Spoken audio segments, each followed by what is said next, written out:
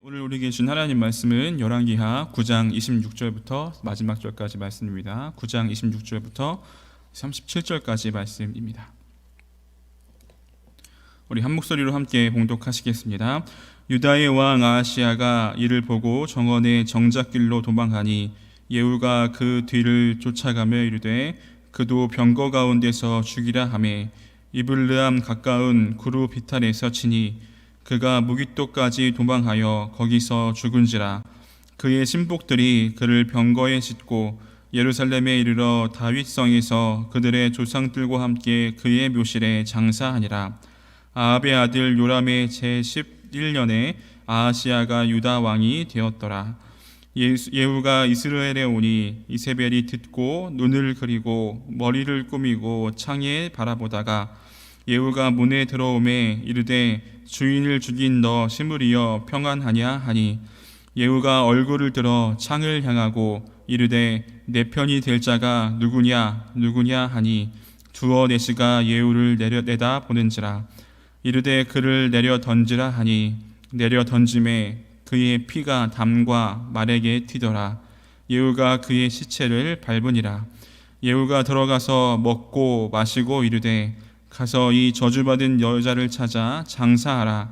그는 왕의 딸이니라 하매 가서 장사하려 한즉 그 두 골과 발과 그의 손 외에는 찾지 못한지라. 돌아와서 전하니 예후가 이르되 이는 여호와께서 그 종 디셉 사람 엘리야를 통하여 말씀하신 바라. 이르시기를 이스라엘 토지에서 개들이 이세벨의 살을 먹을지라. 그 시체가 이스라엘 토지에서 거름같이 밭에 있으리니 이것이 이세벨이라고 가리켜 말하지 못하게 되리라 하셨느니라 하였더라. 아멘. 우리 성경을 보면 분명히 하나님의 심판이 있습니다. 하나님은 사랑의 하나님이시기 하지만 또 정의의 하나님이시기도 합니다. 사랑 없는 정의는 있을 수 없고 또 정의 없는 사랑도 있을 수 없습니다. 마태복음 25장에 보면 마지막 때에 비유로 말씀하시는 예수님의 말씀이 등장하시는데요. 마지막 때가 되면 인자가 구름을 타고 자기의 영광으로 보좌에 앉게 되는데 그때 모든 민족을 그 앞에 모으고 목자가 양과 염소를 구분하는 것처럼 구분할 것이다 라고 말씀하고 있습니다. 실제로 양과 염소를 기를 때는 낮에는 그 같은 장소에서 기르다가 밤이 되면 양과 염소를 구분해서 이제 갈라 놓는다고 하는데요.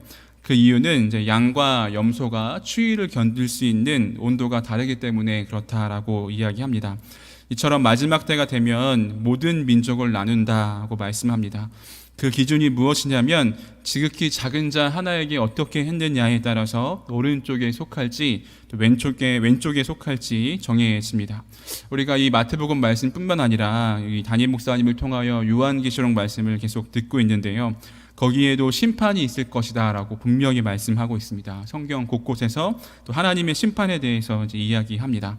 그러나 요즘에 흘러가는 세상을 보면 이 많은 사람들이 심판이 없는 것처럼 살아갑니다. 게다가 그리스도인들조차도 심판이 없을 것인 것처럼 이 세상에 만족하고 또 자기 안위를 위해서 또 자기 이익과 명예를 위해서 살아가는 사람들이 많이 있습니다. 그러면서 말은 하나님의 영광을 위해서 한다라고 이제 말하는 것을 우리가 많이 볼 수 있는데요. 그러나 우리가 늘 기억해야 할 것은 이제 하나님의 심판은 분명히 있다라고 말씀하는 것입니다. 오늘 말씀에도 보면 이 갚으시고 심판하시는 하나님에 대해서 볼 수가 있는데요. 우리가 어제 함께 나눈 본문에서 예후가 이스라엘 왕 요람을 죽인 이야기를 함께 나누었습니다. 하나님을 떠나서 자신이 주인 되어 살아온 인생의 최후였습니다. 그 심판의 이야기는 오늘도 계속되는데요. 두 인물, 유다의 왕 아하시야와 또 악의 화신 이세벨이 심판받는 이야기가 등장합니다. 이 유다 왕 아하시야는 요람 왕이 죽는 것을 보았습니다. 그래서 27절에 보면 유다의 왕 아하시야가 이를 보고라고 말을 하는데요. 예후에 의해서 그 요람 왕이 죽은 것을 이제 본 것이죠.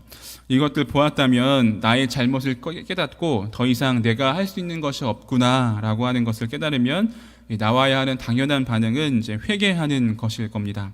내가 하나님께 잘못했구나. 내가 지금까지는 아합의 집 길로 행했지만 이제 나의 삶을 돌이켜 하나님을 위해 또 하나님을 향해 살아야겠구나라고 고백해야 하는 것이 당연한 반응일 수 있는데요. 이 아하시아는 어떻게 반응하냐면 27절에 보면 이를 보고 정원의 정작길로 도망했다라고 이야기합니다. 어쩌면 자신의 최후를 예상했는지도 모르겠습니다. 얼마나 처절하게 도망을 가는지 거기 보면 이블르함 가까운 구루 비탈에서 치니라고 이렇게 이야기했는데 여기서 쳤다라고 하는 것은 상처를 입혔다라고 하는 것입니다.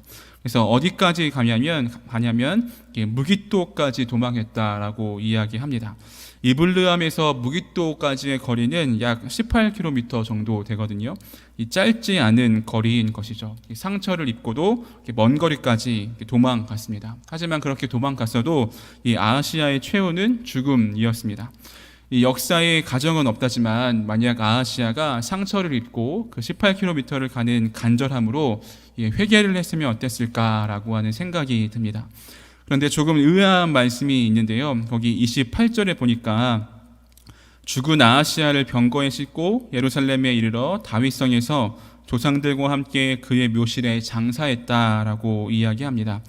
우리가 생각하기에 이 아하시아가 성군도 아니었고 오히려 아합의 집 길로 행하면서 여호와 보시기에 그 악을 행했던 그 왕인데 아하시아를 그 길거리에 그냥 내버려 던져도 아무 거리낌이 없을 것 같은데 왜 다윗 성까지 가서 그의 조상들과 함께 장사 지냈을까라고 하는 생각이 듭니다. 그런데 역대하 22장 9절에 보면 그 이유를 이렇게 설명하는데요. 거기서 예후가 아하시아를 죽이고 이렇게 말합니다. 그는 아하시아인데요. 그는 전심으로 여호와를 구하던 여호사밧의 아들이라 하고 장사하였더라라고 역대하에서 말합니다. 다시 한번 그는 전심으로 여호를 구하던 여호사밧의 아들이다라고 하고 장사를 합니다. 여기서 아들이라고 하는 것은 진짜 아들이 아니고요. 손자를 뜻하는 의미인데요. 여호사밧의 아들은 여호람이었고 또 여호람의 아들은 이제 아하시아였습니다. 아하시아는 여호사밧의 손자이죠. 즉 아하시아가 악을 저질렀어도 그 왕의 묘실에 조상들과 함께 장사 지낼 수 있었던 이유는 그의 할아버지 여호사밧의 믿음이었습니다. 전심으로 여호와를 구하던 여호사밧이라고 표현하는 것을 볼 수가 있는데요. 누군가를 평가할 때 그는 전심으로 여호와를 구하던 사람이다라고 평가를 한다면 그 얼마나 그 인생이 값질까라고 하는 생각이 듭니다. 누군가 나중에 저를 평가할 때 저를 보고 전심으로 여호와를 구하던 사람이다라고 한다면 그 인생이 헛되지 않을 것이다라고 하는 생각이 들었습니다. 여기서 우리가 알 수 있는 것은 우리 가정에 믿음의 사람이 있는 것이 얼마나 중요한가라고 하는 것을 알 수 있습니다. 이는 비단 가정뿐만 아니라 우리의 교회에 또 우리 공동체에 우리가 속해 있는 속회나 선교회나 교회 학교나 어떤 부서에도 믿음의 사람이 있는가 없는가라고 하는 것은 이제 매우 중요합니다. 담임 목사님이 지난 주일에도 말씀하셨지만 이 신앙은 흐름이다라고 말씀하셨는데요. 그것이 매우 중요한 것이죠. 저희 집에는 어떤 믿음의 사람이 있나 말씀을 준비하면서 한번 생각해 봤습니다. 그러면서 저희 외할머니가 이제 떠올랐는데요. 저희 친가는 이제 그 불교셨고 저희 외가는 이제 기독교 집안이었습니다. 저희 외할머니는 일찍 그 외할아버지를 잃으셨어요. 저희 외삼촌이 11살이고 저희 어머니가 8살이고 이모가 아직 뱃속에 있을 때 이제 할아버지를 잃으셨습니다. 지금은 시선이 많이 좋아지긴 했지만 그 당시에 이 남편 없이 새 아이를 키우는 게 쉽지 않으셨던 것 같아요. 그래서 어머니 얘기를 들어보면 그 할머니한테 제일 많이 들은 이야기가 어디 가서 할머니 표현으로 애비 없는 자식 소리 듣지 말라고 하면서 정말 엄격하게 키우셨다고 합니다. 그러던 어느 날 저희 이모가 17살 때 쓰러지셔서 갑자기 못 걷는 일이 생겼습니다. 하반신 마비가 온 건데요. 그러면서 저기 텔레비전 위에 뭐가 보인다 이런 이야기를 했다라고 하는 거예요. 그 당시에는 할머니가 믿지 않으셔가지고 무당도 찾아가서 부적도 써오고 새벽에 물 떠다 놓고 빌기도 했지만 아무 소용이 없었다라고 합니다. 그런데 그 소식을 들은 옆집에 어떤 한 권사님이 와서 기도를 해주셨다는 거예요. 기도해 준 다음에 이모가 보이던 것이 안 보이게 되고 또 다시 일어나서 걷게 되었다라고 하는 이야기를 이렇게 들었습니다. 그리고 나서 할머니가 이제 열심히 이제 교회를 다니기 시작하셨습니다. 지금 연세가 80이 넘으셨는데 지금도 안 빠지고 이렇게 새벽 기도를 나가시고요. 예전에는 큰 교회를 다니셨다가 작은 교회를 도와야 한다면서 이제 집 근처에 작은 교회 다니시면서 여러 봉사를 하고 계십니다. 목회자는 어머니의 기도를 먹고 사역한다, 잘한다 이렇게 이야기하는데, 물론 저희 어머니도 많이 기도하시겠지만 저는 할머니의 기도의 덕을 이제 많이 받는 것 같습니다. 요즘도 전화하면 되게 약간 부담스럽게 전도사님 전화하셨냐고 이렇게 하시면서 말씀하시면서 기도하고 있다고 하시면 제 마음에 많이 힘이 되기도 합니다.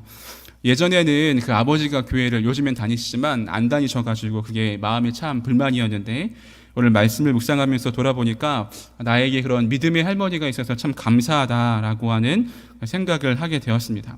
그러면서 저도 저의 아이를 신앙으로 잘 가르쳐야겠다 이런 생각을 이제 하게 되었습니다. 우리는 어떤 공동체에 믿음의 사람이 있느냐 없느냐라고 하는 것은 매우 중요합니다. 이렇게 새벽 기도까지 나올 성도님들이시라면 누군가에게 영향을 받기보다는 영향을 끼칠 분들일 텐데요. 저와 성도님들이 믿음의 사람이 되어서 우리들의 가정과 또 교회에 선한 영향력을 끼칠 수 있는 우리가 되기를 소망합니다. 심판의 이야기는 계속 되는데요. 두 번째 심판의 대상은 수많은 악행을 저질렀던 이세벨을 향한 심판입니다. 우리 30절을 보면 그가 얼마나 기고만장한가를 알 수 있는데요. 예후가 이스라엘에 온 것을 듣고 하는 행동이 눈을 그리고 머리를 꾸미고 창에서 바라보았다라고 이야기합니다. 어떤 방비를 하는 것이 아니라 화장을 하고 예후를 바라본 것이죠. 이 왕비로서 위세를 잔뜩 부리고 있는 것입니다. 여기서 알 수 있는 것은 이세벨은 여전히 돌이킬 마음이 없다라고 하는 것입니다. 여전히 자기가 나라의 왕처럼 모든 권세가 자기에게 있는 것처럼 행동하고 있습니다. 게다가 예후를 비꼬기까지 하는데요. 거기 31절에 보면 주인을 죽인 너 시므리여 평안하냐라고 묻습니다.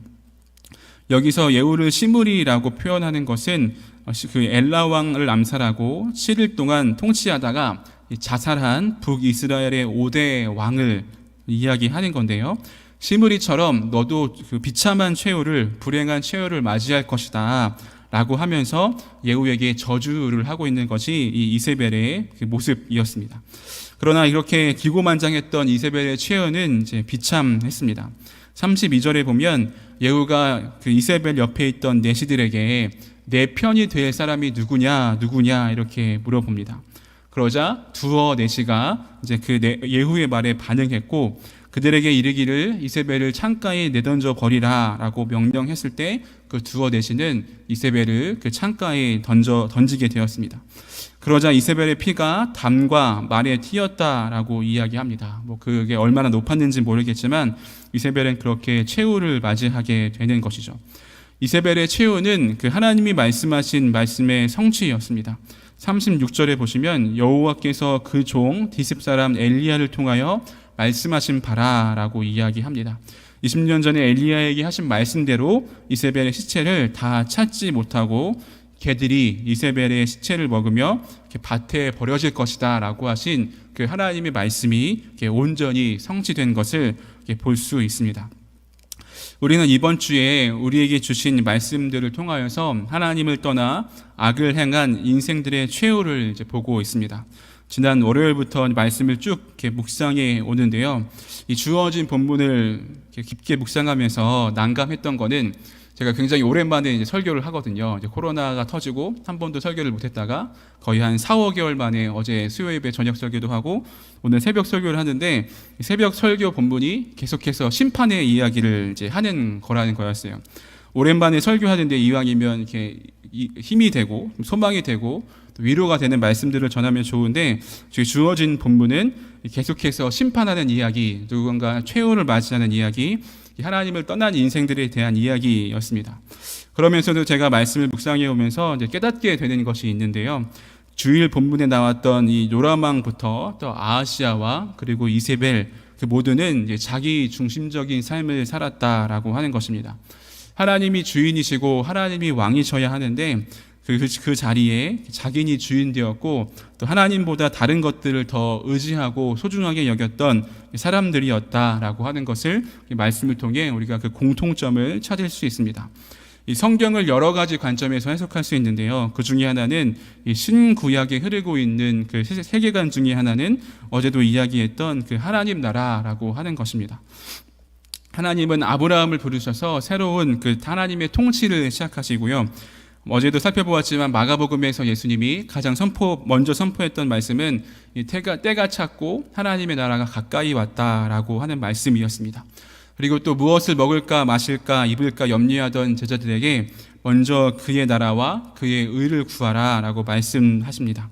내일도 계속해서 심판의 이야기가 등장하는데요.